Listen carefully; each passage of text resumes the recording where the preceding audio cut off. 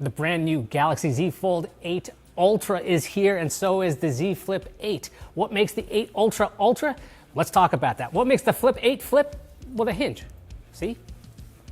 Now, the Galaxy Z Fold 8 Ultra is the successor to the Galaxy Z Fold 7. Last time there wasn't an Ultra, but now there is. So what's the difference between the 8 Ultra and the 7? There are some key differences between the Galaxy Z Fold 8 Ultra and the 7.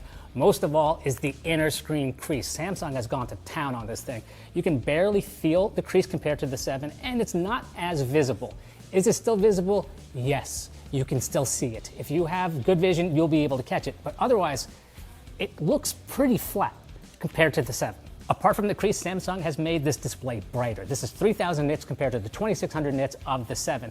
And to help that out, there's also this anti-reflective coating. And I gotta say, in person, this almost looks like paper. With that crease almost disappearing and this anti-reflective coating, it's got this anti-glare function, which is great. One of the biggest differences between the two different folds is the fact that the Fold 8 Ultra has a telephoto lens. You do not get that with the regular Fold. You get a 200 megapixel main shooter like before, but now you get a 50 megapixel ultra wide, and you still have that same old 10 megapixel telephoto. But again, the Fold 8 doesn't have one. The Fold 8 Ultra does. Anybody complaining about slow charging now has nothing to say, because the Galaxy Z Fold 8 Ultra charges at 45 watts wired or 20 watts wirelessly.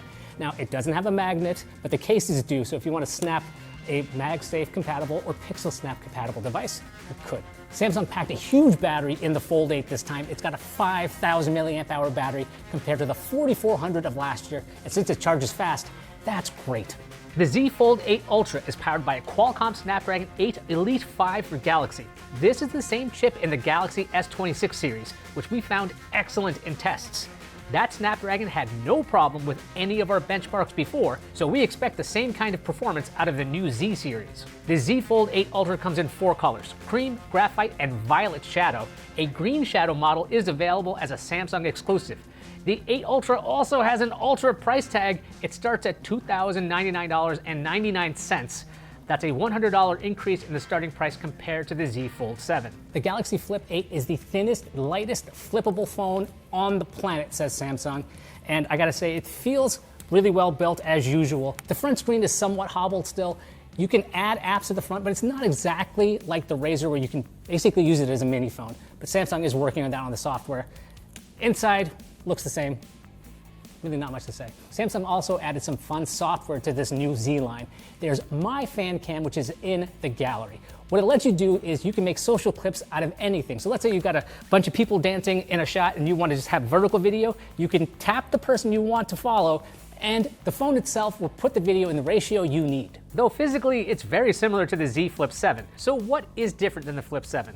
There's a new processor. Inside the Flip 8 is the Snapdragon 8 Elite Gen 5 for Galaxy. The Flip 7 used Samsung's own Exynos 2500 chip, which performed well, but let's face it, it's not a Qualcomm chip.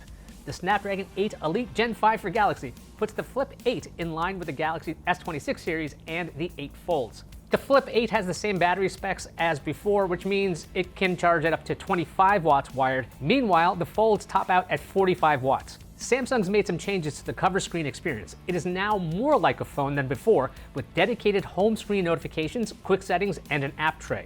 You can add optimized apps, and it is now simpler to add apps to the screen, but it is still held back by Samsung. If you want to use a cover screen like a full phone, you need to use another app called Good Lock, which is also made by Samsung.